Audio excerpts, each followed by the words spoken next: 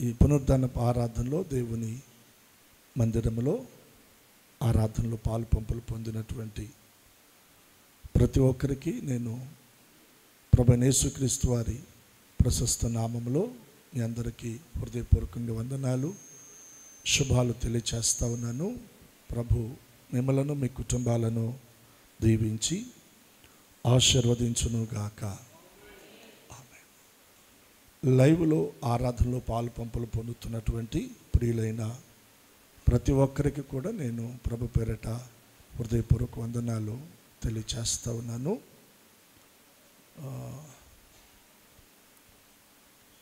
ఈ సంవత్సరంలో ఇది మనకు చివరి ఆదివారం. ఈ సంవత్సరంలో ఇది మనకు చివరి ఆదివారం. 2024 సంవత్సరంలో ఇంకొక ఆదివారం మనకు లేదు. ఇంకొక 2 దినాల్లో మనం 2025 సంవత్సరంలో ప్రవేశిస్తాం. ఇంచుమించుగా మరి 12 మాసాలు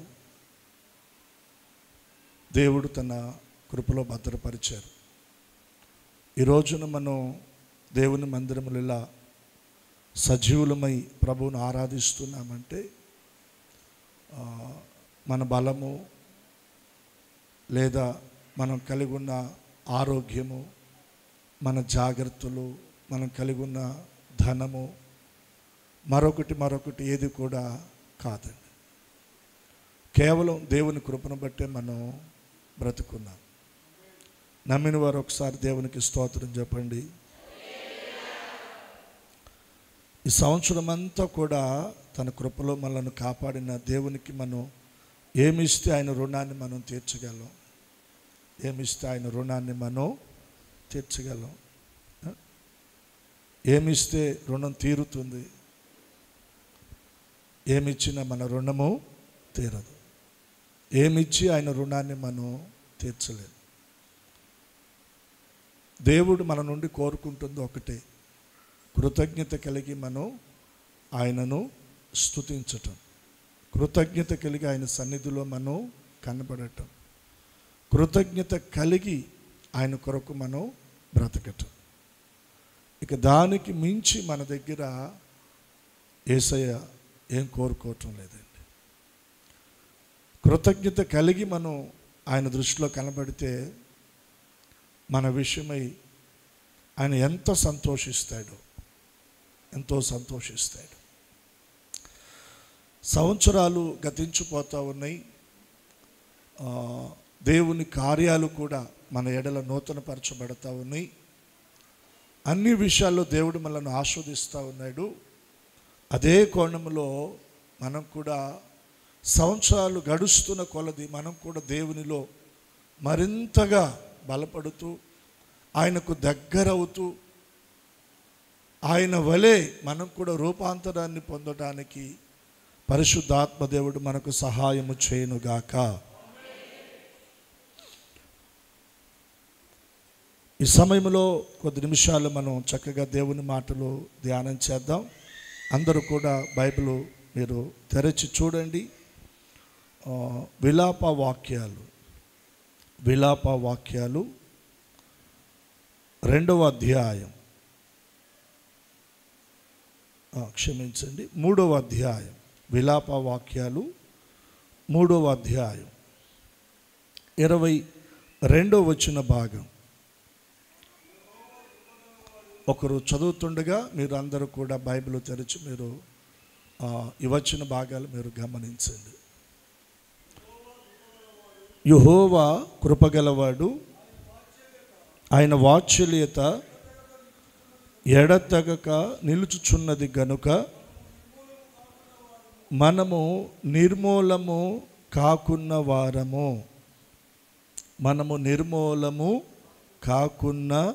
వారము. నాతో కలిసి మీరందరూ కూడా ఈ మాటలు చెప్పాలని నేను కోరుకుంటున్నాను. నేను చదువుతాను అదే వచ్చిన భాగంలో ఉన్నటువంటి మాటలు. నాతో కలిసి మీరు కూడా ఈ మాటలు చెప్పండి. యెహోవా కృపగలవాడు, ఆయన వాత్సల్యత ఎడతెగక నిలుచుచున్నది గనుక మనము నిర్మూలము కాకున్న వారము, అనుదినము నూతనముగా ఆయనకు వాత్సల్యత పుట్టుచున్నది. నీవు ఎంతైనా నమ్మదగిన వాడవు. ఈ వచన భాగాల్లో ఉన్న మాటలను ప్రభు మనందరి వినికిడిలో దీవించునుగాక. ఒక మాట మీరు మనసున పెట్టండి. మనము నిర్మూలము కాకున్న వారము అంటున్నాడు భక్తుడు. మనము నిర్మూలము కాకున్న వారము. నిర్మూలము అనగా చనిపోకుండా మనం బ్రతికున్న వారము. చనిపోకుండా మనము బ్రతికున్న వారం. మనము బ్రతికి ఉండడానికి బలమైన కారణం మన బలమా, మన ధనమా, మనం కలిగి ఉన్న జాగ్రత్తల, మనం వాడుతున్నటువంటి ఒకవేళ మెడిసిన్ మందుల, ఇవి ఏవైనా మనల్ని బ్రతికించినయా? ఇవేవి కావండి. మనము నిర్మూలము కాకున్న వారము. మనము నిర్మూలము కాకున్న వారము. ఎందుకు మనం నిర్మూలము కాలేదు? మనకంటే ఆరోగ్యంగా ఉన్నవారు, మనకంటే బలంగా ఉన్నవారు, మనకంటే ధనవంతులు, మనకంటే గొప్పవారు, మనకంటే ఉన్నత స్థితిలో ఉన్నవారు, అధికారములో ఆధిపత్యములో ఉన్నటువంటి వారు ఎంతోమంది గడచిన ఈ 12 మాసాలలో, ఈ సంవత్సర కాలములో ఎందరో కనుమరుగైపోయారు కదా. కాలగర్భంలో కలిసిపోయారుగా, మన్నుగా మార్చబడ్డారు కదా, గోతికి చేర్చబడ్డారు కదా. ఏ విషయంలో వారికంటే మనం మిన్నని బ్రతుకున్నాం? ఏ విషయంలో వారికంటే మనం అధికులమని బ్రతుకున్నాం? ఏ విషయంలో అని మనం ఆలోచన చేస్తే ఏ విషయంలో కూడా వారికంటే మనం మిన్న కాదండి. అన్ని విషయాల్లో కూడా మనం తక్కువే. అయినా మనం బ్రతుకున్నాం. చాలామంది కాలగర్భంలో కలిసిపోయారు. కోటేశ్వర్లు చనిపోయారండి. అధికారులు, అధిపతులు చనిపోయారు. ధనవంతులు, గొప్పవారు చనిపోయారు. నిర్మూలమైపోయారు వారు. కానీ మనం బ్రతుకున్నాం.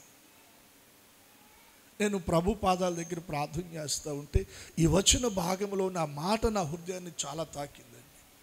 మనము నిర్మూలము కాకున్న వారము. ఎందుకు మనం నిర్మూలము కాలేదు? భక్తి గలవారమనా, నీతిమంతులమనా, పరిశుద్ధులమనా? ఏమండి, ఇవేవి కూడా కాదు. మనం ఆలోచన చేస్తే మన భక్తి మనకు తెలుసు, మన నీతి ఏందో మనకు తెలుసు, మన పరిశుద్ధత ఏందో మనకు తెలుసు, మన యథార్థత ఏందో మనకు తెలుసు, మన నమ్మకత్వం ఏంటో మనకు తెలుసు, మన ప్రవర్తన తీరు, మన క్రియలు విధానం మనకి తెలుసు. వాటిని బట్టి అయితే కానే కాదు. వాటిని బట్టి ఒకవేళ మనం చూస్తే ఎప్పుడో తీర్పులోకి వెళ్ళిపోయేవాళ్ళం. వాటిని బట్టి మనం ఆలోచన చేస్తే ఎప్పుడో మనం మరణానికి అప్పగించబడవలసిన వారమే. వాటిని బట్టి కూడా కాదండి. వాటిని బట్టి కూడా కాదు. ఒకే ఒక మాట. ఏంది ఆ మాట అంటే, యెహోవా కృపగలవాడు. ఆయన కృపగలవాడు. నీ ఎడల, నా ఎడల, మనందరి ఎడల ఆయన ఏమై ఉన్నాడంటే కృప కలిగిన వాడై ఉన్నాడు. కృప కలిగిన వాడై ఉన్నాడు. ఆయన కృపే మనలను బ్రతికించింది. ఆయన కృపే మనలను సజీవులుగా ఈ రోజున ఆయన సన్నిధిలో నిలిపిందండి. కృప తప్ప మరొకటి ఏది కూడా లేదు. యెహోవా కృపగలవాడు. ఎన్నిసార్లు ఆ పదాన్ని మనం పలికినా నిజంగా ఆ పదంలో ఉన్న ఆ మాధుర్యం తరగదండి. ఆ మాధుర్యము తరగదది. తరగని నిధి యెహోవా కృపగలవాడు. యెహోవా కృపగలవాడు, యెహోవా కృపగలవాడు. ఆయన కృప ఎంతని మనం చెప్పగలం? భక్తుడు అన్నాడు, ఆకాశము కంటే కూడా ఎత్తైనది అన్నాడు.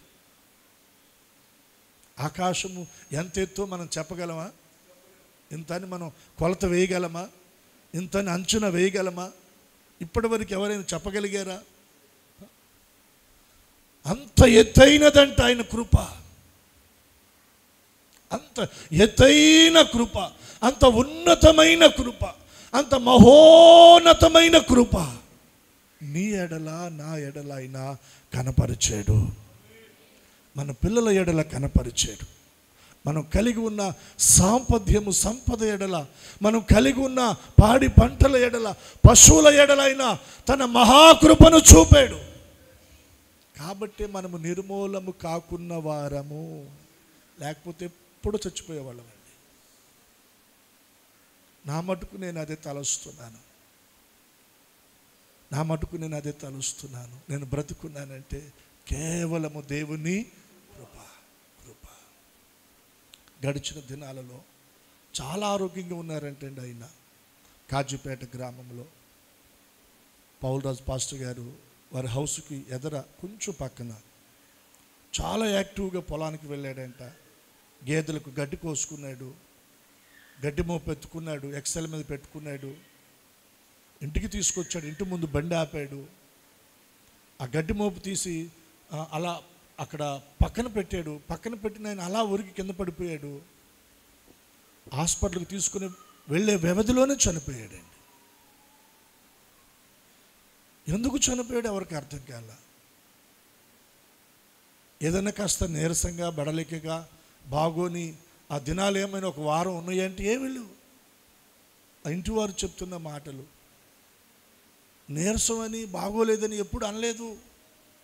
ఈరోజు ఉదయం చాలా హుషారుగా ఉన్నాడు, టిఫిన్ చేశాడు, ఇంట్లో కొన్ని పనులు చేసుకున్నాడు, పొలం వెళ్ళాడు, గేదెలకు గడ్డి తీసుకొస్తానని గడ్డి కోసాడు, ఆయనంతటా ఆయనే మోపు పట్టుకున్నాడు, బండి మీద పెట్టుకున్నాడు, తీసుకొచ్చాడు, ఇంటి ముందు బండి ఆపాడు,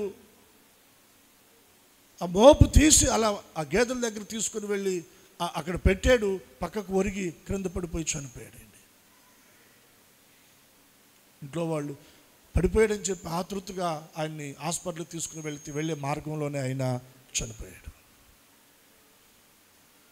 ఇటువంటి మరణాలు ఎన్నో ఎన్నో మన చుట్టూ చూడలేదా మనం, వెళ్ళలేదా మనం? అయినను మనము నిర్మూలము కాకున్న వారము. ఎందుకు మనం నిర్మూలము కాలేదు? యెహోవా కృపగలవాడు, యెహోవా కృపగలవాడు, యెహోవా కృపగలవాడు. అక్కడ వ్రాయబడిన మాట ఏంటో తెలుసా? ఆయన వాత్సల్యత ఎడతెగక నిలుచుచున్నది గనుక మనము నిర్మూలము కాకున్న వారము. చప్పట్లు కొట్టి దేవుని నామాన్ని గణపరుద్దాం. నీ ఎడల, నా ఎడల, మన ఎడల, మనలో ప్రతి ఒక్కరి ఎడల ఆయన వాత్సల్యత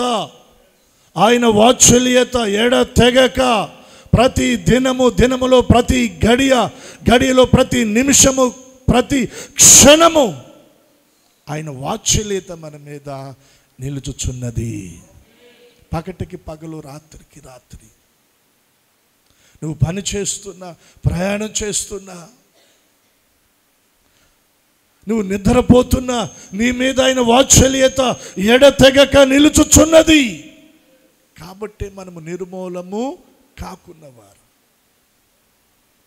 ఆయన వాత్సల్యత మనం బ్రతికించిందండి. ఎంతగా ఆయన వాత్సల్యత మన ఎడల కనపరుస్తూ ఉన్నాడు, ఎడతెగక. మీరు ఒకసారి ఆలోచన చేయండి. భార్య భర్తలే చిన్న చిన్న మాటలు కలవక, ఏదో కొంచెం సంథింగ్ ఒక 2 గంటలైనా 3 గంటలైనా భార్యాభర్తలు ఈ సంవత్సరంలో మాట్లాడుకోకుండా ఎడమొఖం పొడమొఖంగా ఉన్న వాళ్ళు లేరా? ఖచ్చితంగా ప్రతి ఇంట్లో ఉంటారు. స్తోత్రం చెప్పండి. కట్టుకున్న భర్త భార్య కొంచెం ఎడమొఖం పెడమొఖంగా ఉన్న దేవుని వాత్సల్యత నీ విషయం అలా ఎప్పుడు కూడా అలా ఉంటే ఎప్పుడు చచ్చిపోయేవాళ్ళం. నేను ఒప్పుకుంటున్నానండి. ఎడతెగక బిడ్డలు ఉన్నారు ఎడబాసి, తల్లిదండ్రులు ఉన్నారు ఎడబాసి, తోబుట్టువులు, బంధువులు, స్నేహితులు ఎడబాసారు. దేవుని వాత్సల్యత ఎడబాయలేదు. ఎడతెగక ఆయన వాత్సల్యత మన మీద నిలుచుచున్నది కాబట్టే మనము నిర్మూలము కాకున్న వారము. చూడండి అక్కడ ఆ మాట 23వ వచనంలో, అనుదినము నూతనముగా ఆయనకు వాత్సల్యత పుట్టుచున్నది.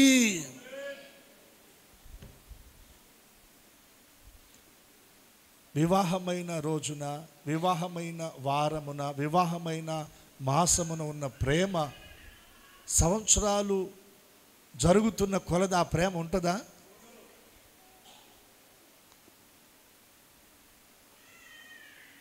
చిన్నపిల్లలప్పుడు తల్లిదండ్రులకు వారి మీద ఉన్న ప్రేమ పెరుగుతున్న కొలది ఆ ప్రేమ కూడా ఖచ్చితంగా కొంచెం తరిగిపోతుంటుంది. అందం ఉన్నప్పుడు ఉన్న ప్రేమ, ఆస్తిపాస్తులు ఉన్నప్పుడు ఉన్న ప్రేమ ఎల్లకాలం ఉంటుందా? తరిగిపోతూ ఉంటుంది. మరి ఏముందని మనలో? అనుదినము మన ఎడల ఆయనకు నూతనముగా వాత్సల్యత పుడుతుందంట. ఏముంది మనలో? అనుదినము, చూడండి ఆ మాట 23వ వచనం, అనుదినము నూతనముగా ఆయనకు వాత్సల్యత. 2024 సంవత్సరం జనవరి 1వ దినాన వాత్సల్యత మన ఎడల ఆయనకు పుట్టింది. 2వ తారీఖు ఇంకా కొంచెం నూతనమైంది. 3వ తారీఖు ఇంకా కొంచెం నూతనమైంది. సహజంగా ఈ సృష్టిలో ఏదైనా దినాలు వారాలు గడుస్తూ ఉంటుంటే అది పాత పడతా ఉంటుంది ఏదైనా, అవునా కాదా? కానీ నీ ఎడల ఆయన వాత్సల్యత పాతపడటం లేదు. దినదినం అది నూతనమవుతూ ఉంది. నూతనంగా ఆయనకు వాత్సల్యత నీ ఎడల ఆయనకి పుడతా వస్తూ ఉందండి. నిన్ను చూశాడు, నిన్ను చూసిన మనిషిగా అని అనుకోవట్లా, ఇవాళ ఇంకా క్రొత్తగా చూస్తున్నాడు ఆయన నిన్ను. హల్లెలూయా. ఇంతగా ఆయన మనల్ని ప్రేమించి తన వాత్సల్యతను కనపరచడానికి మూలం ఏంటంటే ఆయన కృపగలవాడు. చెప్పండి, ఎవరైనా కృపగలవాడు అండి, కృపగలవాడు. మీరు ఇంకొక మాట చూడండి, యోవేలు గ్రంథం 2వ అధ్యాయం, యోవేలు గ్రంథం 2వ అధ్యాయం 13వ వచనం. యోవేలు గ్రంథం 2వ అధ్యాయం 13వ వచనం. దానియేలు గ్రంథం, హోషేయ గ్రంథం, దాని ప్రక్కన యోవేలు గ్రంథం ఉంటుంది. మీ దేవుడైన యెహోవా కరుణ వాత్సల్యము గల వాడునయుండి శాంతమూర్తియు అత్యంత కృపగలవాడునయుండి తాను చెయ్యనుద్దేశించి ఉన్న కీడును చెయ్యక పశ్చాత్తాపపడును గనుక మీ వస్త్రములను కాక మీ హృదయములను చింపుకొని ఆయన తట్టు తిరుగుడి, ఆయన తట్టు తిరుగుడి.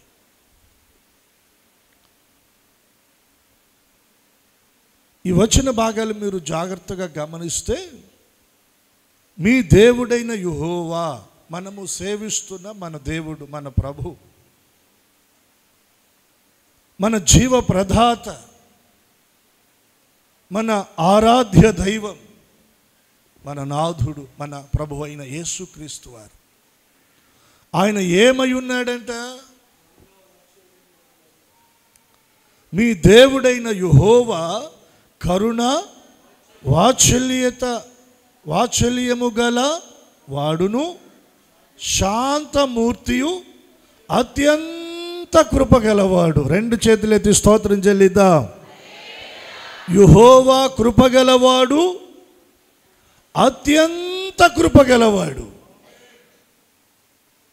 నాతో చెప్పండి, యెహోవా కృపగలవాడు, అత్యంత కృపగలవాడు. కృపగలవాడు, కృపగలవాడు.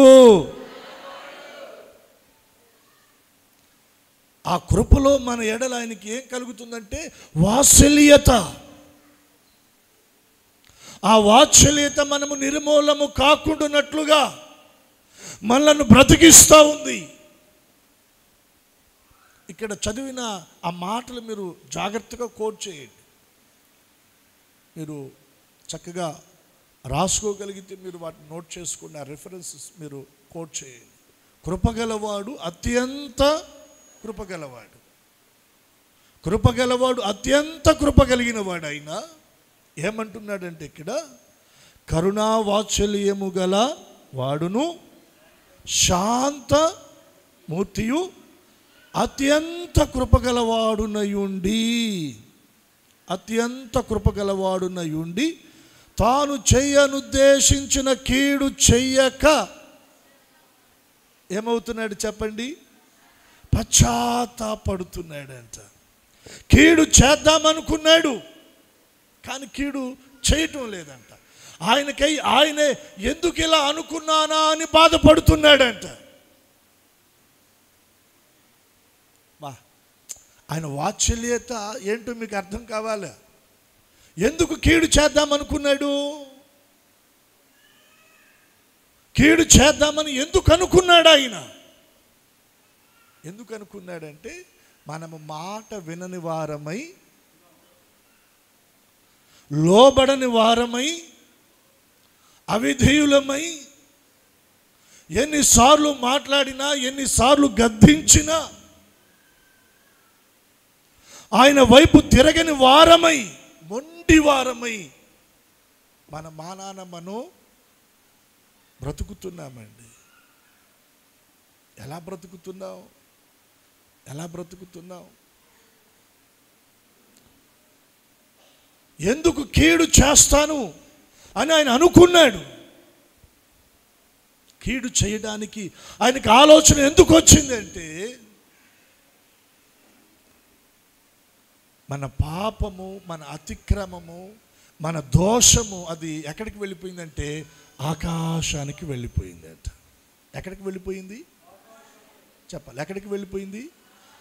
అంత పాపము, అంత దోషం, అంత అతిక్రమము, అంత తిరుగుబాటు మనం చేశాం. మీరు ఇప్పుడు ఆలోచన చేయండి. గడిచిన ఈ 12 మాసాల్లో, గడిచిన ఈ సంవత్సర కాలములో దేవుడు వద్దు అన్నదాన్ని ఎన్ని మార్లు మనం చేసుంటాం? ఆయన మాటకు విధేయత చూపకుండా అవిధేయులంగా జీవించుంటాం. కాని మాటలు ఎన్ని పలుకుంటాం? కాని దృశ్యాలు మన దృష్టితో ఎన్ని చూసుంటాం? అపవిత్రమైనవి ఎన్ని వినుంటాం? వెళ్ళకూడని ప్రదేశాలకు ఎన్ని మార్లు వెళ్ళుంటాం? చేయకూడని పనులు ఎన్ని చేసుంటాం? వీటన్నిటిని ఒకవేళ ఆయన వరుసగా తీసుకొచ్చి మన ముందు పెట్టి తీర్పు తీరిస్తే మన పరిస్థితి ఏంటి? ఏంటి ఏంటి వీటన్నిటిని బట్టి కీడు చేయాలి, వీళ్ళని ఎడబాయాలి, వీళ్ళని విడిచిపెట్టాలి, ఇక వీళ్ళకు నాకు ఏ సంబంధం లేదు అనేటువంటి ఆలోచన వచ్చింది. కానీ చేయాలని అనుకున్నాడంట, కానీ ఆయన కీడు చేయలేదంట. 103వ కీర్తన మీరు బైబిల్ తెరవండి, మీకు ఒక మాట జ్ఞాపకం చేస్తాను. అందరూ 103వ కీర్తన మనందరికీ బాగా పరిచయం అయిన కీర్తనే కదా. 103వ కీర్తన 11వ వచనం, లేదు 10 నుండి చదవండి. మన పాపములను బట్టి మనకు ప్రతీకారము చేయలేదు, మన దోషములను బట్టి ఏమివ్వలేదంట, ఏమివ్వలేదు, మన పాపాలను బట్టి ఏం చేయలేదు, ప్రతీకారము చేయలా. మనమైతే ఒకసారి చూస్తాం, 2 సార్లు చూస్తాం. కారానికి ప్రతీకారం అంటే దెబ్బకి దెబ్బ, మాటకి మాట, కీడుకు కీడు. మన పాపములను బట్టి ఆయన మనకు ప్రతీకారము చేయలా, మన దోషములను బట్టి ఆయన మనకు ప్రతిఫలం ఇవ్వలా. ఇస్తే ఎప్పుడూ చచ్చిపోయేవాళ్ళం, అలా చేయలా. ఏం చేశాడంట చూడండి, అక్కడ భూమి కంటే ఆకాశం ఎంత ఉన్నతముగా ఉన్నదో ఆయన యందు భయభక్తులు గలవారి ఎడల ఆయన కృప అంత అధికముగా ఉన్నది. చప్పట్లు కొట్టి దేవుని నామాన్ని ఘనపరుద్దాం. గడిచిన ఈ సంవత్సర కాలంలో మన తిరుగుబాటును బట్టి, మన అవిధేయతను బట్టి మనం ఆలోచన చేస్తే మనం ఎప్పుడో నిర్మూలమైపోవాలి. కానీ యెహోవా కృపగలవాడు, ఎడతెగక ఆయన వాత్సల్యము ఆయన మన మీద నిలిపాడు. అనుదినము మన ఎడల ఆయనకి నూతనంగా వాత్సల్యత పుడుతూ ఉంది. కాబట్టి మన పాపములను బట్టి ఆయన మనకు ప్రతీకారము చేయల, మన దోషములను బట్టి ఆయన మనకు ప్రతిఫలం ఇవ్వలా. భూమి కంటే ఆకాశం ఎంత ఉన్నతముగా ఉందో ఆయన యందు భయభక్తులు గలవారి ఎడల ఆయన కృప అంత అధికముగా ఉంది. కాబట్టి మనము నిర్మూలము కాకున్న వారము.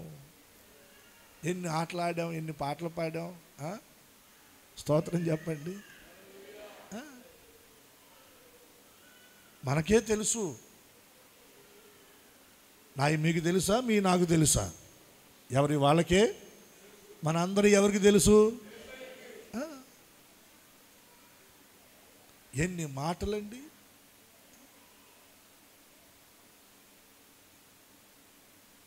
ఎన్ని రకాల అపవిత్రమైన మాటలు.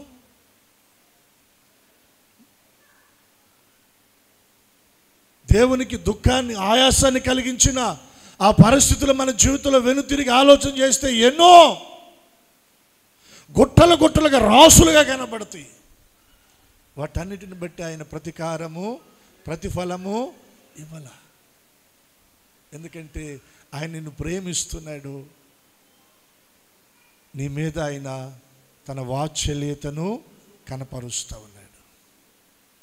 చూడండి అక్కడ ఏమంటాడు 103వ కీర్తనలో, పడమటికి తూర్పు ఎంత దూరమో ఆయన మన అతిక్రమాలను మనకు అంత దూరంగా పడేశాడు.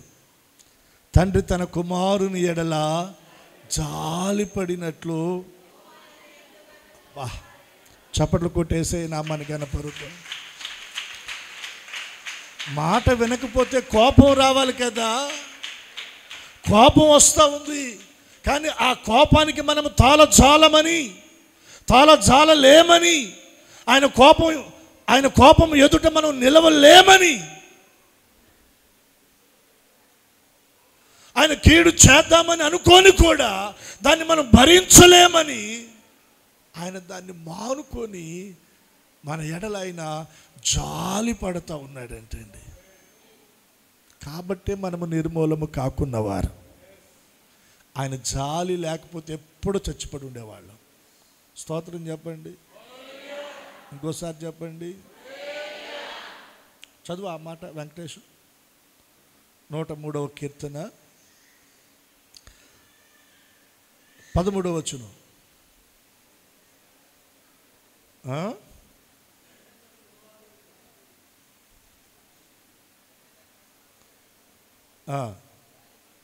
కొంచెం పెద్దగా. తండ్రి తన కుమారుని ఎడల జాలిపడినట్లు యెహోవా తన యందు భయభక్తులు గలవారి ఎడల జాలిపడును. ఎందుకు జాలిపడుతున్నాడు? 14వ వచనం చదవరా, ఆయన చదవనివ్వండి. మనము నిర్మింపబడిన రీతి ఆయనకు ఆయనకు అంటే మనం ఎలా నిర్మించబడ్డామో అది ఆయనకు తెలుసు. ఎలా నిర్మించబడ్డాం? చదువు. ఎవరం అంటాం మనం? ఎవరం మనం? చెప్పండి అమ్మా, ఎవరు మనం? వెండితో చేయబడ్డామా? బంగారంతో చేయబడ్డామా? వజ్రాలతో చేయబడ్డామా? దేంతో చేయబడ్డాం మనం? మంటి వారము. మన జీవితాలు ఏంటి చెప్పండి? మన జీవితాలు ఏంటి చెప్పండి? మైసూర్ శాండిల్ సోప్ పెట్టి అరగంట రుద్దండి స్నానానికి వెళ్ళినప్పుడు. బయటకు వచ్చి మళ్ళీ టనండి, ఏమొచ్చుద్ది? దేంతో చేసాడు ఈ దేహాన్ని దేవుడు? మరి ఎందుకంటే మనకి అదురుపాటు ఎందుకు? మనకి తొందరపాటు ఎందుకు? ఆ డమ్మం ఎందుకు? ఆ గర్వం ఎందుకు? అసలు ఎవరు మనం చెప్పండి? మంటివారం. మంటితో చేయబడిన వారమని ఆయన మన మీద జాలి పడుతూ ఉన్నాడు. మనకు అర్థం కావటంలా.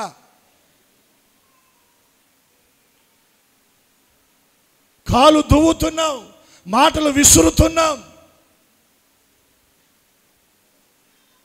మనకు అర్థం కావటంలా. మన జీవితాలు మంటి జీవితాలు, ఎప్పుడో నిర్మూలమైపోవలసిన జీవితాలు ఇవి. ఎప్పుడో మన్నుగా గోతికి చేర్చబడినవలసిన మన మట్టివారం అండి. మనము నిర్మించబడిన రీతి ఆయనకి తెలిసింది కాబట్టి మన జీవితం మన బ్రతుకు ఆయన ఎరిగి ఉన్నాడు కాబట్టి ఆయన మన మీద ఏమవుతున్నాడు? జాలి మనకు అర్థం కావటంలా. అది ఈరోజు నేను బతుకున్నానంటే ఏముండదు అంటే పాట పాడాల్సిందే పాస్టర్ గారు వాళ్ళు వచ్చి సంఘం అంతా. ఏమని? పరాదేశులమో. ఏముంటుంది చెప్పండి? మీరు ఆలోచన చేయండి. ఈ సంవత్సర కాలం ఎంతమంది బలవంతులు చనిపోలేదా? గొప్ప గొప్ప వాళ్ళండి. డబ్బులు లేక చనిపోయారా? వైద్యం చేయించుకునే స్థితి లేక చచ్చిపోయారు వాళ్ళంతా? జాగ్రత్తలు తీసుకోక చచ్చిపోయారా వాళ్ళంతా?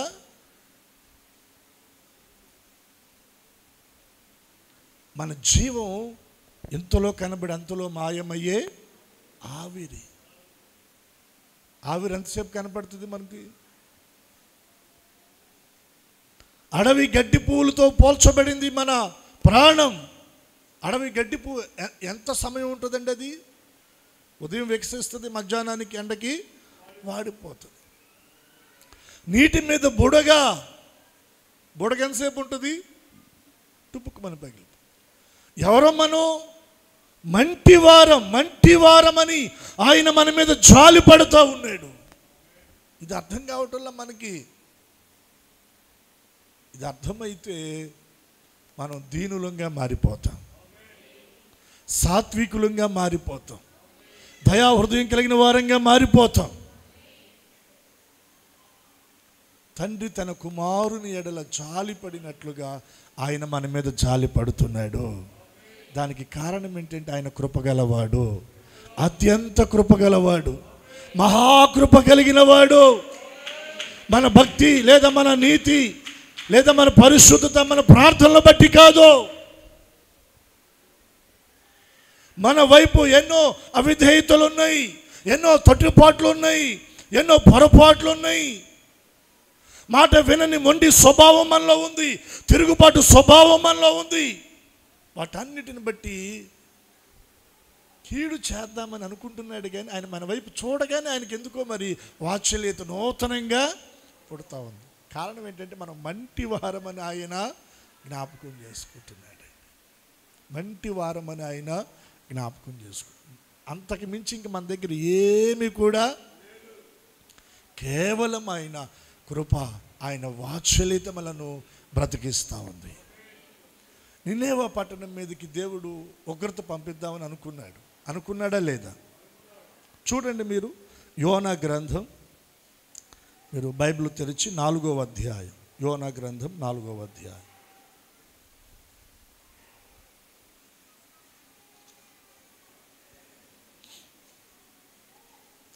రెండవ వచనాన్ని మీరు గమనిస్తే యోనా మాట్లాడుతున్నాడు. యెహోవా, నేను నా దేశమందు ఉండగా ఇట్లు జరుగునని నేను అనుకుంటుని కదా, అందువలననే నీవు కటాక్షమును జాలియును బహుశాంతమును అత్యంత కృపగల దేవుడువై ఉండి పశ్చాత్తాపడి కీడు చెయ్యక మానుదువని నేను తెలుసుకుంటుని. యోనాకు ముందే తెలుసంట.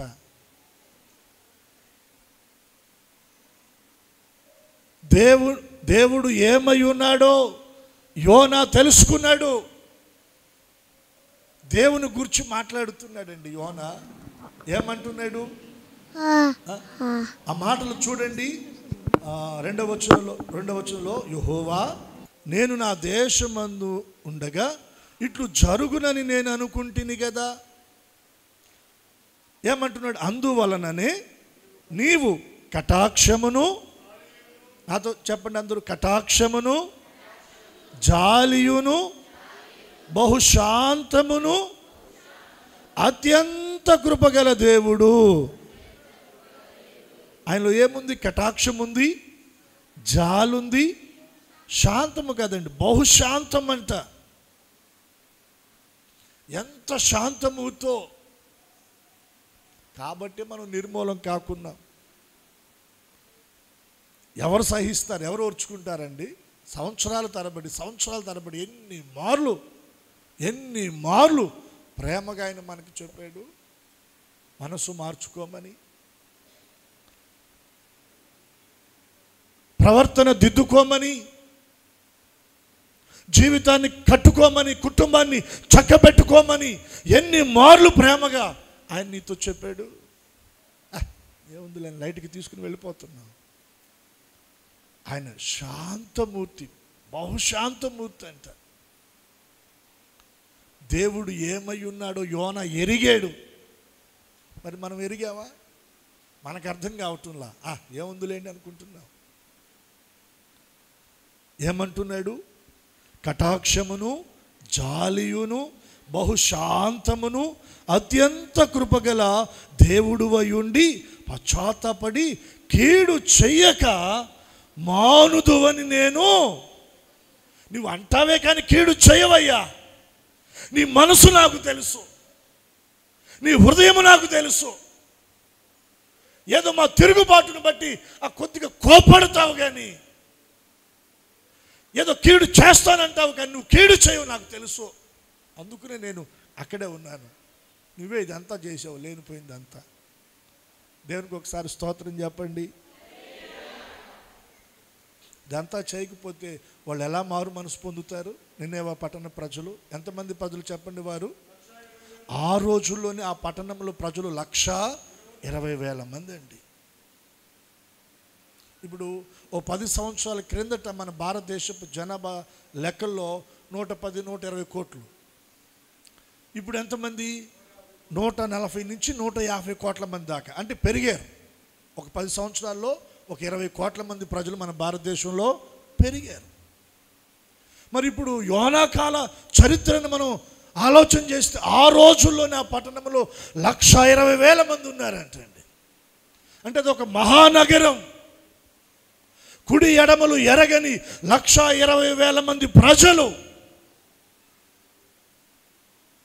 వారందరూ కూడా దేవుణ్ణి విడిచిపెట్టి హేయమైన దాని వైపు తిరిగి నాశనానికి వెళ్ళిపోతూ ఉన్నారండి. మరణానికి దగ్గర అవుతూ ఉన్నారు.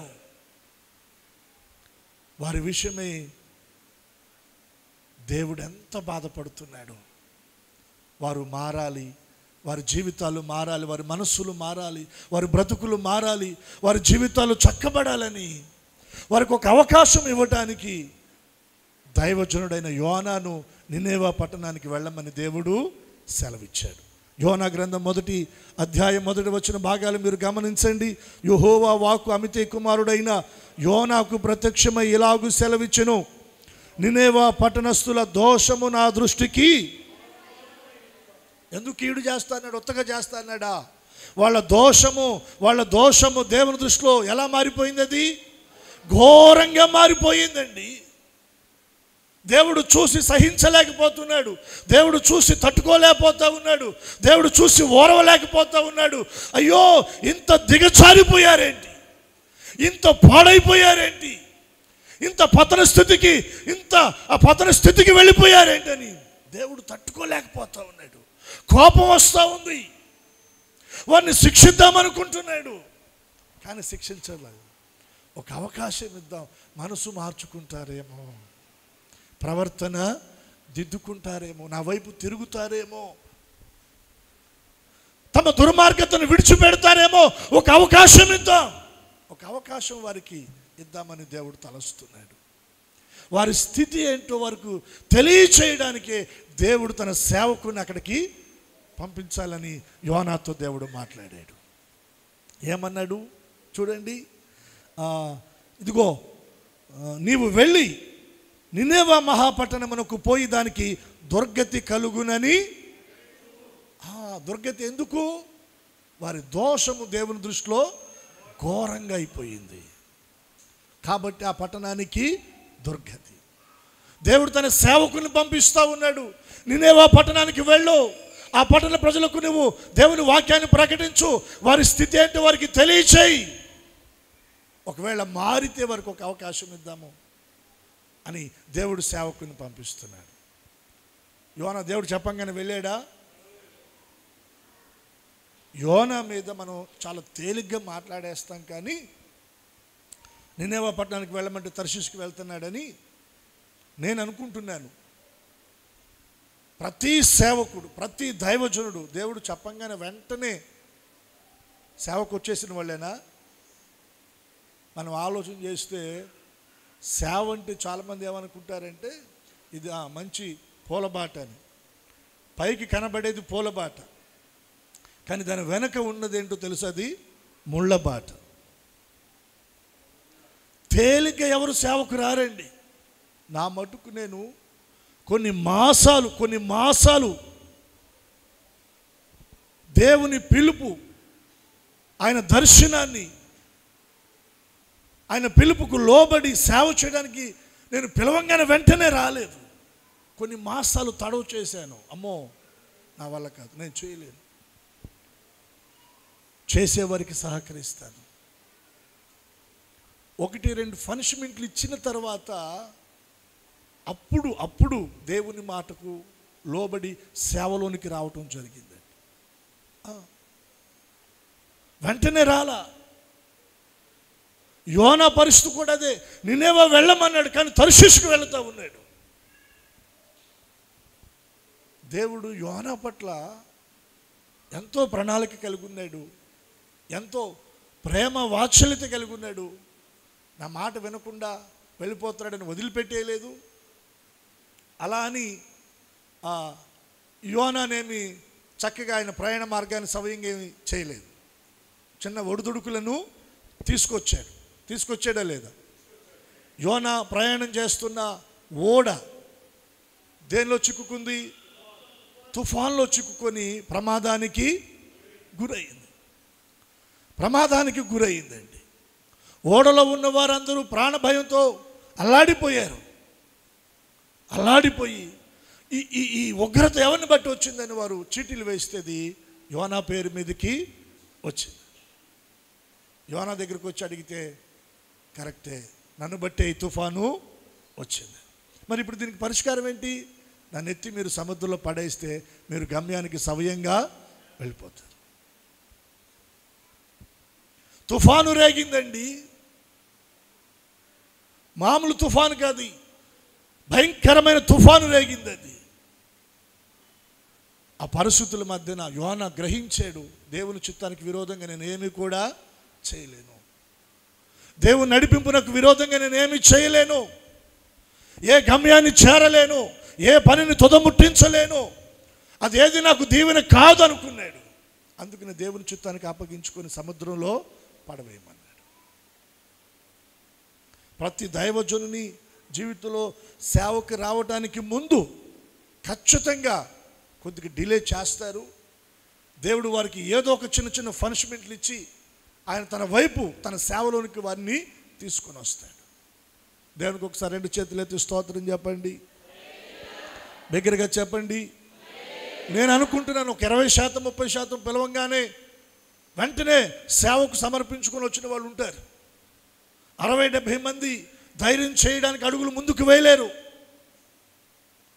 1-2-3 మార్లు ఆయన బలవంతంగా వారిని ఒత్తిడి చేసి దాని పని కొరకు ఆయన తీసుకొని వస్తాడండి. వాస్తవం ఇది. ఎందుకంటే చాలా కష్టమైంది సేవ, చాలా కష్టమైంది. ఒక చిన్న ఎగ్జాంపుల్, ఒక కుటుంబంలో భార్య భర్త 2 లేదా 3 పిల్లలు. ఒక భర్తను 2-3 పిల్లలను చక్కబెట్టడానికి ఆ ఇంట్లో ఉన్న భార్య తల్లి స్థానంలో ఉన్న, యజమానురాలు స్థానంలో ఉన్న ఆమె ఎన్ని బాధలు పడాలో. భార్యను 2-3 బిడ్డలను చక్కబెట్టి కుటుంబాన్ని చక్కగా కట్టుకోవడానికి భర్త స్థానంలో తండ్రి స్థానంలో ఉన్నటువంటి వ్యక్తి ఎన్ని తిప్పలు పడాలో. 2-3 పిల్లలు ఇంట్లో ఉన్నారనుకోండి, 2-3 పిల్లల మనస్తత్వాలు ఒక రకంగా ఉంటాయా చెప్పండి? తాగే మంచుల దగ్గర నుంచి, తినే తిండి దగ్గర నుంచి, బట్టల దగ్గర నుంచి ఎన్ని సమస్యలు పిల్లల దగ్గర, అవునా కాదా? ఖచ్చితంగా చిన్నప్పుడు ఉండే సమస్యలు చిన్నప్పుడు ఉంటాయి, పెద్ద అయినాక ఉన్న సమస్యలు వీళ్ళు వృద్ధాప్యలో చావు దగ్గరకు వచ్చినప్పుడు కూడా ఉంటాయండి. దేని విషయంలో? ఆస్తిపాస్తుల విషయంలో లేవా? వాళ్ళని చూసుకునే విషయంలో రకరకాల మనస్తత్వాలు. ఓ కుటుంబంలో ఉన్న 4-5 మనస్తత్వాలే కలవక ఎన్నో సమస్యలు. సంఘం అంటే 100 మంది, 200 మంది, 1000 మంది, 2000 మంది, ఎన్ని రకాల మనస్తత్వాలు, ఎన్ని విధాల ఆలోచనలను చక్కపెట్టి దేవుని రాకడ కొరకు సంఘాన్ని సేవకుడు సిద్ధపరచాలి. మామూలు విషయమా? మామూలు విషయం అయితే కాదు. ఆదివారం ప్రసంగం చేసేటప్పుడు తెల్లబట్టలు చేతిలో మేకో సూపర్, దాని వెనక ఉండే తిప్పలు బాధలు మామూలు బాధలు కాదండి. అనుకోవచ్చు చిన్న సేవకులకు ఉంటాయండి, పెద్ద సేవకులు. ఏ సేవకులకు ఉండే బాధలు ఆ సేవకులకు. అర్థం అవడం కోసం చెబుతారు. చిన్న మందిరం అప్పుడు కరెంటు బిల్లు 150-200 వచ్చింది. ఇప్పుడు మందిరం పెద్దదైంది, అదే 150 రూపాయలు వచ్చింది కరెంటు బిల్లు. ఎక్కడికి పోతుంది? వేలలోకి పోతుంది. ఆ ఒత్తిడి, ఆ భారము, ఆ బాధ అలాగే పెరుగుద్ది, తరిగేదేం కాదు. అది తరిగేది కాదండి. ప్రతి సేవకుని దేవుడు ఎంతో బలవంతంగా తన పనిలోకి తీసుకొస్తాడు. ఎందుకంటే అక్కడ అతనైతేనే కరెక్ట్. నినేవా పట్టణానికి ఆ దినాల్లో ప్రవక్తలు చాలామంది ఉన్నారు. సరే ఈయన పోతే పోయాళ్లే, ఇంకొక ఆయన పట్టుకొద్దామని అనుకున్నాడా దేవుడు? యోనా ప్రయాణం చేస్తున్న ఓడని తుఫాన్లో పెట్టి ఓడను తలక్రిందులు చేసి భయభ్రాంతులను చేసి ఓడలో ఉన్నవారి చేత యోనాను సముద్రంలో పడవేయించి త్రిమింగళానికి ఆజ్ఞాపించి అది మింగి దానికి 3 రోజులు ఉపవాసం పెట్టి ఎక్కడ తీసుకొచ్చి పడేసాడు? నినేవా పట్టణ ఓడల రేవుకి పడేసాడు. అంటే నినేవా పట్టణంలో సువార్త ప్రకటించే విధానంలో ఎవరు కరెక్ట్ అని దేవుని సంకల్పంలో ఉంది? యోనా. దేవునికి స్తోత్రం. అవునండి. మరి లేకపోతే ఎక్కడో గుంటూరులో ఉన్న నన్ను తీసుకొచ్చి ఎక్కడ పడేయటమైంది? స్తోత్రం చెప్పండి. చిత్రం కాకపోతే అది దేవుని సంకల్పం, అది దేవుని ప్రణాళిక. దేవుని ప్రణాళిక అండి. యోనా వచ్చి నినేవా పట్టణంలో అది 3 రోజులు ప్రయాణం చేయగలిగినంత విశాలమైనటువంటి మహానగరం. ఆ మహానగరంలో ఒక్కరోజే తిరిగాడంట యోనా. ఎన్ని రోజులు? ఒకే ఒక్క రోజు తిరిగి సువార్తను ప్రకటించాడు. ఇప్పుడు మేము మీకు సువార్తను ఎలా ప్రకటిస్తాం? లేదు, మీరు పనిచేసే చోట ప్రయాణాల్లో ఎక్కడైనా మనం ఇరుగు పొరుగు వాళ్ళకి దేవుని మాట చెప్పాలంటే ఎలా చెబుతాం? ఇదిగో యేసు ప్రభుని నమ్ముకో, లేదా నువ్వు చచ్చిపోతే నరకానికి వెళ్తావు, చెప్తున్నా జాగ్రత్త అని చెబుతావా? అలా చెబితే వాడని అంటాడా?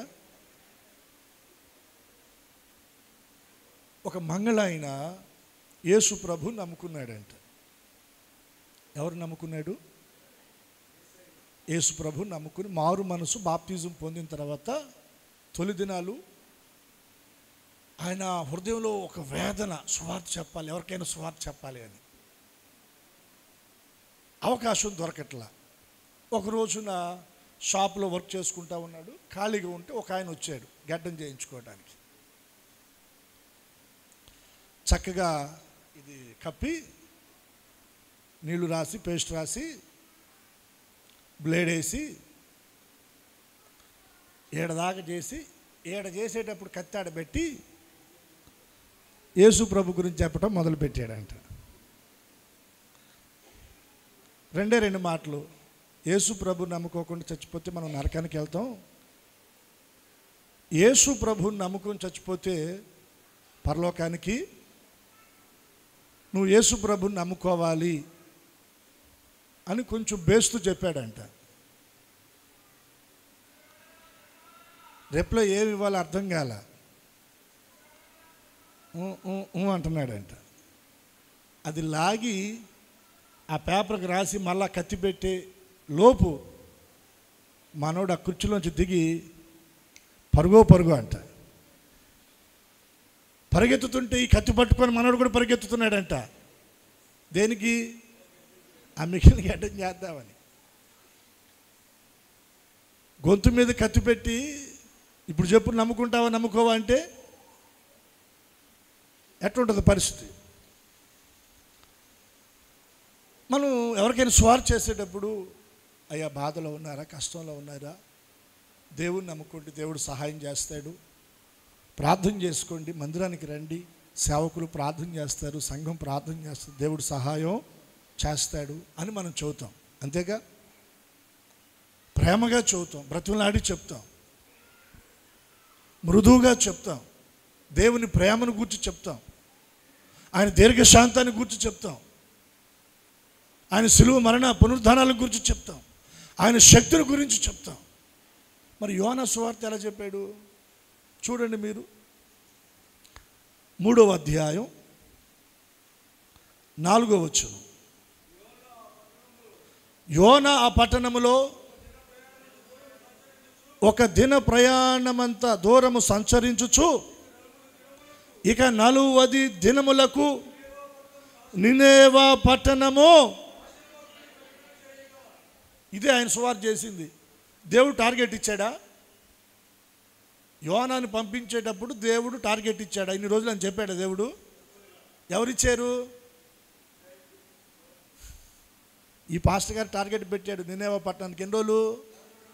40 రోజులు. ఇంకా 40 రోజుల్లో ఈ పట్టణం ఏమైపోతుంది? తస్మాత్ జాగ్రత్త. ఇది సువార్త.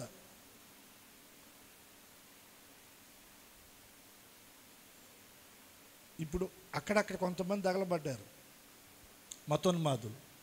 ఇట్లాంటి వాళ్ళు ఒకవేళ ఆ పట్టణంలో ఉండుంటే యోనా గారి పరిస్థితి ఏంటి? యాడ్ నుంచో వచ్చాడు ఈ మనిషి, మన మన మన మన పట్టణం నాశనం అయిపోద్దంట, శపిస్తున్నాడు, రండిరా పట్టుకోండిరా అని ఓ 10 మంది దుమ్మిగా వెళ్ళి పట్టుకొని కొడితే ఏంటి పరిస్థితి? యోనా గారి పరిస్థితి. ప్రేమగా చెబుతూనే ఎగబడుతున్నారు. అవునా కదా? తిడుతున్నారు, దూషిస్తున్నారు, కొడుతున్నారు. మరి ఆ రోజుల్లో నినేవా పట్టణంలో యోనా ప్రకటించిన సువార్త చూడండి. 40 రోజులు, 40 రోజుల్లో ఈ మహానగరం నాశనం అవబోతా ఉంది. దేవుడు చెప్పమన్నాడు, చెప్తున్నాను, మీ మనస్సు మార్చుకోండి లేకపోతే మీ కర్మ అన్నట్టుగా ప్రకటించి వెళ్ళిపోయాడంట. ఒకే ఒక్క రోజు వెళ్ళి ఆ ఊరికి వెలుపల కూర్చున్నాడు. అసలు ఈ ఈ ఈ ఈ జిల్లా ఏమైపోద్ది, ఈ దేశం ఏమైపోద్ది, ఈ నగరం ఏమైపోద్దో చూడాలని ఊరు బయట కూర్చున్నాడంట. ఒకరోజే, ఇంకా 2 రోజులు ప్రయాణం అంత ఉంది దేశం. యోనా చెప్పిన ఈ మాటలు ఆ దేశ ప్రజలందరికీ దేవుని దూతలు మోసుకొని వెళ్ళారంట. హల్లెలూయా చెప్దామా, హల్లెలూయా. దేవుని దూతలు ఆ సువార్తను మోసుకొని వెళితే ఆ మాటలు విన్న నినేవా పట్టణ ప్రజలు ఏం చేశారు చూడండి. అక్కడ వ్రాయబడినటువంటి మాట, నినేవా పట్టణపు వారు దేవుని యందు విశ్వాసం ఉంచి ఉపవాస దినము చాటించి గనులేమి అల్పులేమి అందరూ గోనెపట్ట కట్టుకొని, ఆ సంగతి నినేవా రాజునకు వినబడినప్పుడు అతడును తన సింహాసనం మీద నుండి దిగి తన రాజ వస్త్రములు తీసివేసి గోనెపట్ట కట్టుకొని బూడిదలో కూర్చుండెను. మరియు రాజైన తానును తన మంత్రులను ఆజ్ఞయగా, ఒకవేళ దేవుడు మనసు త్రిప్పుకొని పశ్చాత్తాప్తుడై మనము లయము కాకుండా తన కోపాగ్ని చల్లార్చుకొను గనుక మనుషులు ఏదియో పుచ్చుకొనకూడదు, పశువులు కానీ ఎద్దులు కానీ గొర్రెలు కానీ మేత మేయకూడదు, నీళ్లు త్రాగకూడదు. మనుషులందరూ తమ దుర్మార్గములను విడిచి తాము చేయుచున్న బలాత్కారమును మానివేయవలెను. మనుషులేమి పశువులేమి సమస్తము గోనెపట్ట కట్టుకొనవలెను. జనులు మనవపూర్వకంగా దేవుని వేడుకొనవలెనని దూతలు నినేవా పట్టణములో చాటించి ప్రకటన చేసిరి. యోనా సువార్త ద్వారా ఆ సువార్తలో ఉన్న దేవుని శక్తి ఆ పట్టణ ప్రజలను ఎలా కదిలించిందో చూడండి. నినేవా పట్టణ ప్రజలందరూ దేవుని యందు విశ్వాసం ఉంచారంట, దేవుని వైపు తిరిగారంట. అన్నపానాలు మానేసి ఉపవాసాన్ని చాటించారు. ఈ సమాచారం రాజుకు తెలియగానే రాజు సింహాసనం మీద నుండి దిగాడంట. రాజవస్త్రాలను తీసివేసాడు, గోనెపట్ట కట్టుకున్నాడు, బూడిదలో కూర్చున్నాడు, దేశమంతా చాటిస్తూ ఉన్నాడు. మన దేశంలో ఉపవాసం ప్రకటించబడింది. మనుషులే కాదు, పశువులు, ఎద్దులు, గొర్రెలు, మేకలు, వాటికి మేత పెట్టకూడదు, నీళ్లు వేయకూడదు. ఇది ఒక ఎత్తు అయితే ఏమన్నాడు తెలుసా? తమ దుర్మార్గతను విడిచిపెట్టాలి, బలాత్కారాన్ని మానాలి, పాపాన్ని విడిచిపెట్టాలి, చెడుతనాన్ని విడిచిపెట్టాలి. దేవునికి దుఃఖాన్ని ఆయాసాన్ని కలిగించేది మన జీవితంలో ఏది ఉందో, దేవుని కోపాన్ని మన మీదకి తీసుకొని వస్తున్న ఆ హేయమైన కార్యాలు ఏవైతే ఉన్నావో వాటిని ప్రజలు మానాలి. మాని దేవుణ్ణి వేడుకోవాలి. దేవుణ్ణి వేడుకుంటే ఒకవేళ దేవుడు తన మనస్సును మార్చుకుంటాడేమో. మన విషయమై చేస్తానన్న కీడు విషయమై ఆయన పశ్చాత్తాప్తుడవుతాడేమో. ఒక అవకాశాన్ని దేవుడు మనకి ఇస్తున్నాడు అని రాజు ప్రకటన చేయించగా దేశంలో ఉన్న ప్రజలందరూ దుర్మార్గతను విడిచిపెట్టారు, బలాత్కారాన్ని మానారు, చెడు క్రియలు విడిచిపెట్టారు, మనసులు మార్చుకున్నారు, ప్రవర్తన దిద్దుకున్నారు, బ్రతుకులు మార్చుకున్నారు. వారందరూ దేవుని యందు విశ్వాసమును ఉంచారంట. దేవుని యందు విశ్వాసం ఉంచి దేవుని వైపు తిరిగారు. దేవుడు కీడు చేశాడా? నాశనం చేశాడా? చూడండి, అద్భుతమైన మాట ఉంటుంది అక్కడ 10వ వచనంలో, నినేవా వారు తమ చెడు నడతలను మానుకొనగా వారు చేయుచున్న క్రియలను దేవుడు చూచి పశ్చాత్తాప్తుడై వారికి చేయుదునని తాను మాట ఇచ్చిన కీడు చెయ్యక మానెను. చప్పట్లు కొట్టి దేవుని నామాన్ని కనపరుద్దాం. ప్రియ దేవుని సంఘమా, దేవుని ప్రజలారా, ప్రభునందు ప్రియులారా, నీ ఎడల, నీ కుటుంబం ఎడల, నా ఎడల, మనందరి ఎడల దినదినము ఆయనకు మన ఎడల నూతనంగా వాత్సల్యత పుడుతుంది. దేని కొరకు తెలుసా? మనము నిర్మూలము కాకుండా మనం బ్రతకాలి. మనము మంటివారమని ఆయన మనల్ని జ్ఞాపకం చేసుకుంటా ఉన్నాడు. ఎందుకు? ఇంకా అదే పాపంలో బ్రతకటానిక, అదే చెడులో బ్రతకటానిక, అదే చెడు వ్యసనాల్లో జీవించడానిక, ఇంకా దేవునికి దుఃఖాన్ని కలిగించడానిక, ఇంకా దేవుని బాధ పెట్టడానిక? కాదండి. నినేవా పట్టణ ప్రజలలాగా మనం కూడా దేవుని వైపు తిరిగి దేవుని యందు విశ్వాసం ఉంచి దుర్మార్గతను విడిచిపెట్టి బలాత్కారాన్ని మాని, ఏమని వ్రాయబడింది అక్కడ 10వ వచనంలో? ఈ నినేవా వారు తమ చెడు నడతలను, అది నువ్వు మానుకోవాలి, చెడు నడతను మానుకోవాలి అని దేవుని ఆ జాలి, దేవుని దయ, ఆయన వాత్సల్యత నీ మీద ఆయన కనపరుస్తూ ఉన్నాడు. హల్లెలూయా. ఒకరు బురద గుంటలో పడిపోయారండి, ఇంకొకరు గమనించి చేయిస్తున్నారు. దేనికి? అక్కడే ఉంటావనా? దేనికి ఇస్తున్నారు చెయ్యి? దాన్ని ఆధారం చేసుకుని ఆ బురదలో నుండి నువ్వు బయటికి రావాలి. ఈ సంవత్సర కాలం అంతా దేవుడు నిన్ను బ్రతికించి ఆయుష్నిచ్చి ఆయుష్ దినాలను పొడిగించి ఆయన వాత్సల్యత నీ మీద ఎందుకు కనపరిచాడు? ఇంకా బురదలో ఉంటావనా? ఆ రొచ్చులో ఉంటావనా? ఆ చెడుతనంలో ఉంటావనా? ఇంకా దేవుణ్ణి బాధ పెడతావనా? కాదు కదా. నువ్వు మనస్సును మార్చుకుంటావని ఆయన నీ ఎడల జాలి పడుతున్నాడు. నీ ప్రవర్తన దిద్దుకుంటావని ఆయన దయ చూపుతున్నాడు.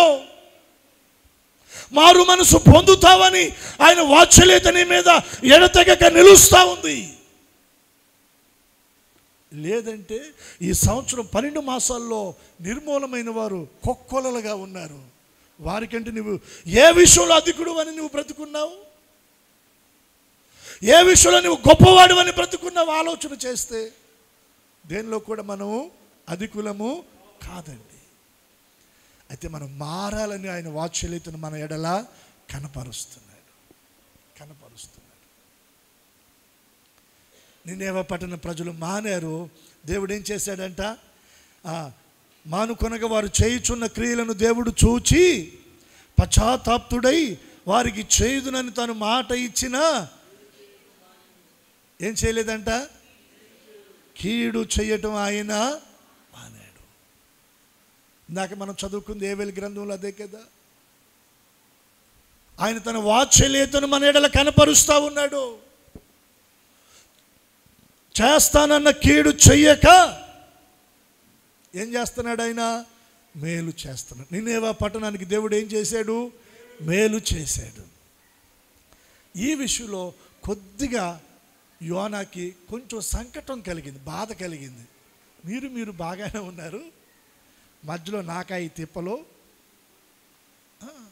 ఒక్కోసారి సేవకుల పరిస్థితి అలాగే ఉంటుందండి. ఒక్కోసారి సేవకుల పరిస్థితి అలాగే ఉంటుంది. అదొక తెలియని ఒక విధమైనటువంటి అది జీర్ణించుకోలేకపోయాడు యోనా.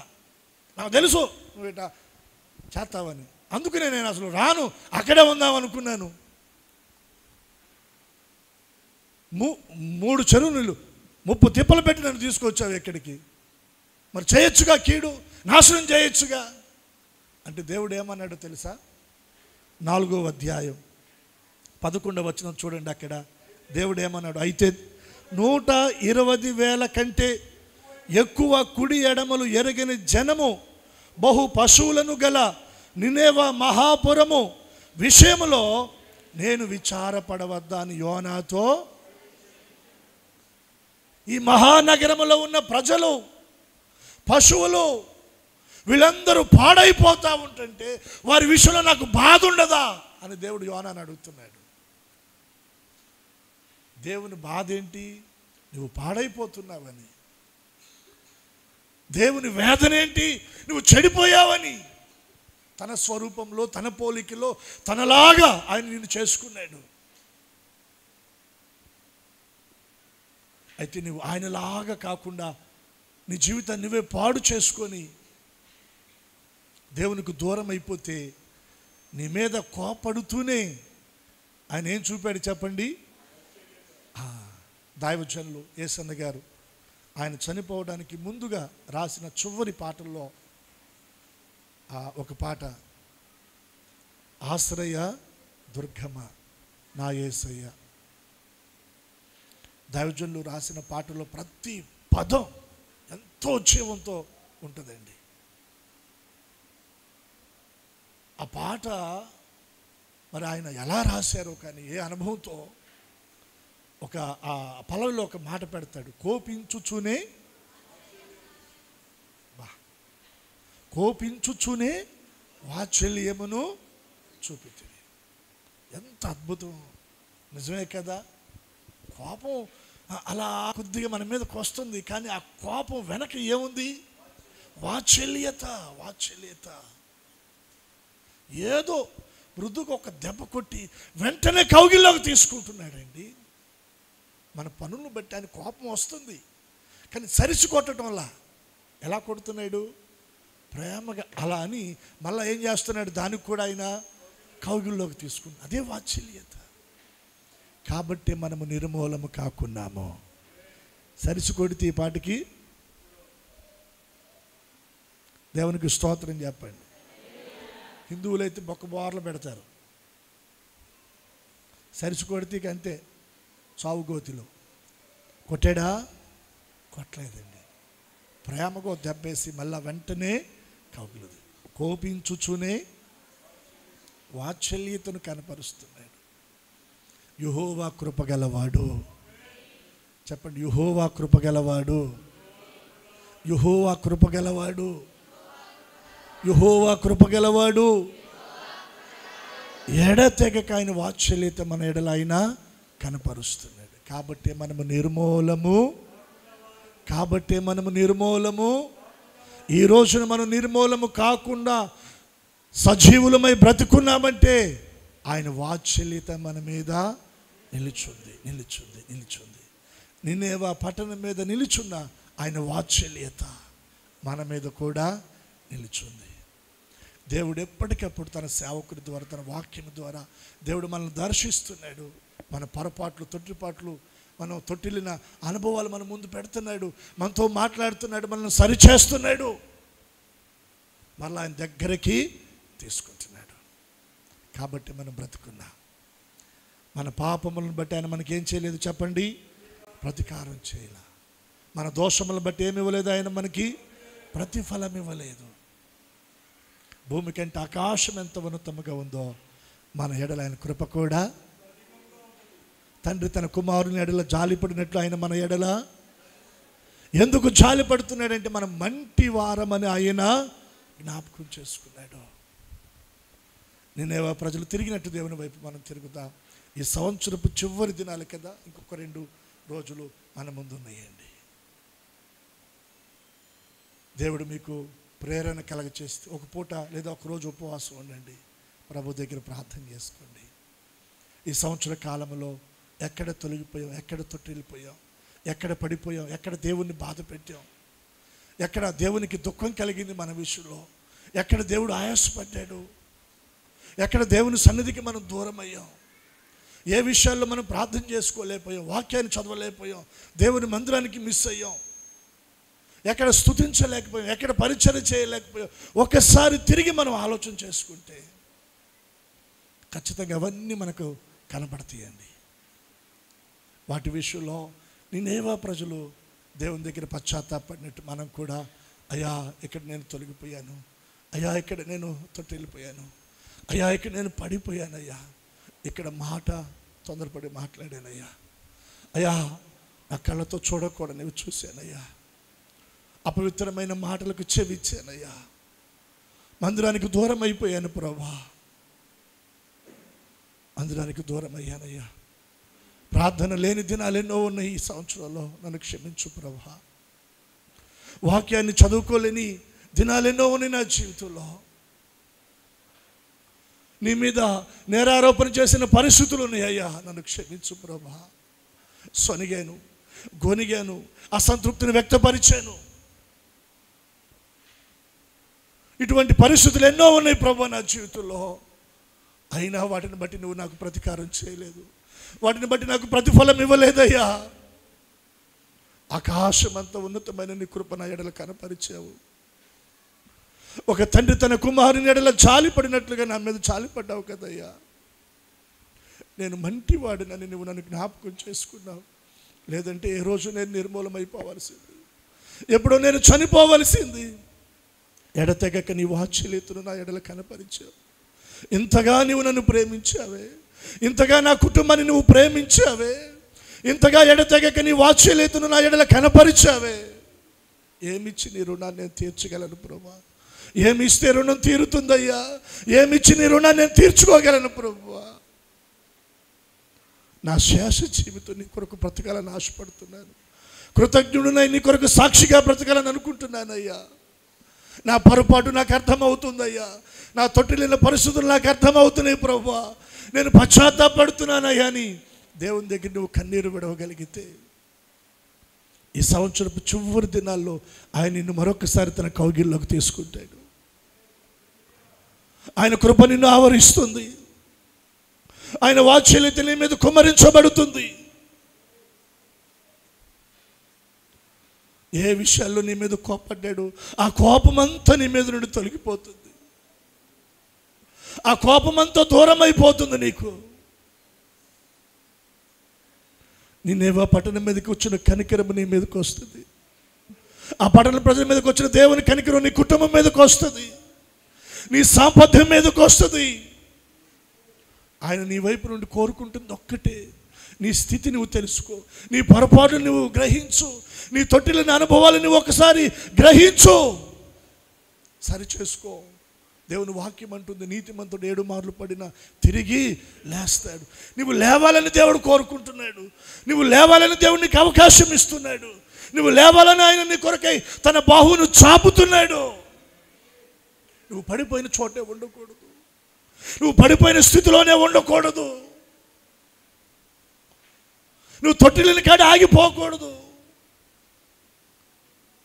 నువ్వు మరలా ఆయన వైపు తిరగాలని, ఆయన సన్నిధిలో కనబడాలని, ఆయన సన్నిధిలో నువ్వు ఫలించాలని ఆయన కోరుకుంటూ నీకు ఒక అవకాశాన్ని ఇస్తున్నాడు. నిజంగా సరి చేసుకోవడానికి దేవుడు అవకాశం ఇస్తుండగా మన జీవితాలను ప్రభు దగ్గర సరి చేసుకుందాం. కళ్ళు మూయండి, తలలు వంచండి, ప్రార్థన చేసుకుందాం. మోకరించగలిగిన వారు మోకరించండి. మోకరించగలిగిన వారు మోకరించండి. ఈ రోజున మనము నిర్మూలము కాకున్న వారముగా ఉన్నాము అంటే మన భక్తి కాదు, మన నీతి కాదు, మన పరిశుద్ధత కాదు. ఎన్నో చోట్ల మనతో వెళ్ళిపోయాం, పడిపోయాం, తొలగిపోయాం, అవిధేయులంగా జీవించాం, మొండిగా వెళ్ళిపోయాం. దేవుని మాట వినకుండా దేవుణ్ణి ఎంతో బాధ పెట్టాం, దేవుణ్ణి ఎంతో దుఃఖ పెట్టాం. వాటన్నిటిని బట్టి ఆయన మనకు ప్రతీకారం చేయలేదు, ప్రతిఫలం ఇవ్వలేదు. ఆకాశం భూమి కంటే ఎంత ఉన్నతముగా ఉందో నీ ఎడల ఆయన కృప అంతగా ఉంది. యెహోవా కృప గలవాడు, అత్యంత కృప గలవాడు ఆయన. అత్యంత కృప కృప కృప నీ ఎడల ఆయన చూపుతా ఉన్నాడు కదా. యెహోవా కృప గలవాడు. దేవుని ఆత్మ నిన్ను సంధిస్తూ ఉంది, నీ హృదయాన్ని సంధిస్తూ ఉంది. ప్రభు దగ్గర ప్రార్థన చేసుకో, కన్నీరు విడిచి ప్రార్థన చేసుకోయా. తల్లి, దిక్కులు చూసే సమయం కాదు, అటు ఇటు చూసే సమయం కాదు ఇది. పరిశుద్ధాత్మ దేవుడు నిన్ను సంధిస్తున్నాడు, నీ హృదయాన్ని సంధిస్తున్నాడు. ఆయన నీ స్థితిగతులు నీ కళ్ళ ముందు పెడుతున్నాడు. ఓ తీర్మానంలోనికి రా, ఓ తీర్మానంలోనికి రా, ఓ తీర్మానంలోనికి రా, ఓ తీర్మానంలోనికి రా. హల్లెలూయా, హల్లెలూయా, హల్లెలూయా, హల్లెలూయా, హల్లెలూయా. దేవుడు నీకు ఇస్తున్న ఒక అవకాశం తల్లి. ఈ సంవత్సరపు చివరి దినాలలో దేవుడు నీ ఆయుష్ దినాలను పొడిగించాడు కదా. నీకంటే బలముగా ఉన్నవారు, నీకంటే ఆరోగ్యంగా ఉన్నవారు, నీకంటే ఆస్తిపాస్తులు కలిగిన వారు ఈ దినాన నిర్మూలమై మన్నుగా మార్చబడి కాలగర్భంలో వారు కలిసిపోయారు. నువ్వు బ్రతికి ఉన్నావు అంటే నీ మీద దేవుని వాత్సల్యత నిలిచి ఉంది. ఇకనైనా నువ్వు మనసును మార్చుకో. ఇకనైనా నీ జీవితాన్ని దేవుని వైపు త్రిప్పు.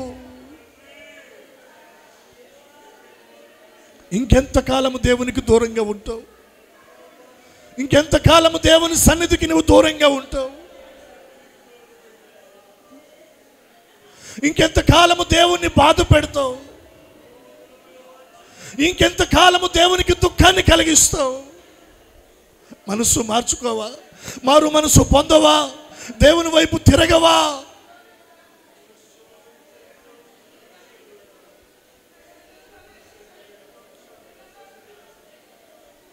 ఆయన వాత్సల్యతని ఎడల కనపరుస్తూ ఉన్నాడు.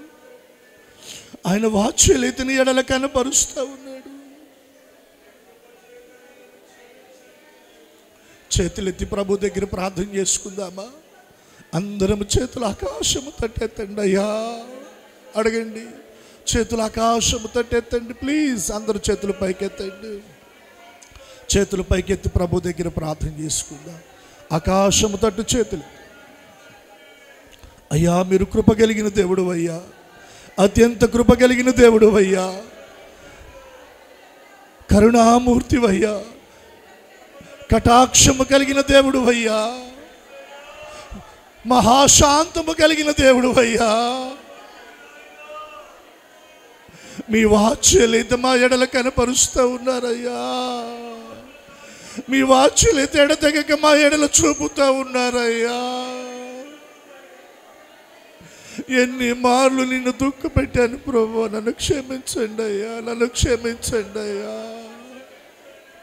నా ప్రవర్తన ద్వారా మిమ్మల్ని ఎంతో బాధ పెట్టానయ్యా. మీ గాయాలను రేపాను ప్రభు, నన్ను క్షమించండి అయ్యా.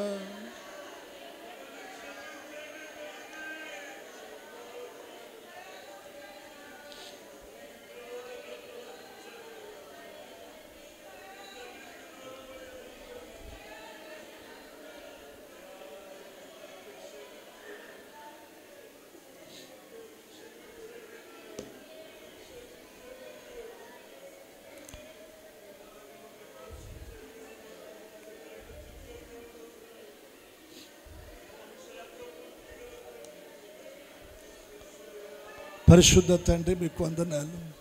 ఈ దినాన మీరు మాతో మాట్లాడుతూ వచ్చిన ప్రతి మాట మా హృదయాల్లో ఫలభరితంగా చేయండి. ఏ ఒక్క మాట నిరర్ధకము కాకూడదయ్యా. ఒక్కొక్కరిని మీరు దర్శించండి, కుటుంబాలను దర్శించండి. చిన్న బిడ్డలు, యవ్వన బిడ్డలు, పెద్దవారు, వృద్ధులు, ప్రతి ఒక్కరిని నాయన మీరు దీవించండి. ఈ సంవత్సరపు చివరి దినాల్లోనికి మమ్మల్ని మీరు తీసుకొని వచ్చారు. ఈ సంవత్సరం అంతా కూడా మేము బ్రతికున్నామంటే కేవలం మీ కృపేనయ్యా. అందును బట్టి నాయన మీకు కృతజ్ఞతాస్తుతులు చెల్లిస్తున్నా. నీకు ఇష్టలముగా, నీకు ప్రియులంగా, నీకు సంతోషాన్ని కలిగించేటువంటి బిడ్డలంగా మమ్మల్ని సిద్ధపరచండి. ఒక్కొక్కరిపైన నీ కృప ఉంచండి, మీ వాత్సల్యత ఉంచండి, మీ కటాక్షం ఉంచండి నాయన. దీవించండి, మహిమ పొందండి. యేసు నామమును ప్రార్థించి అడుగుచున్నాము తండ్రి. అందరం చెప్దాం ఆమేన్.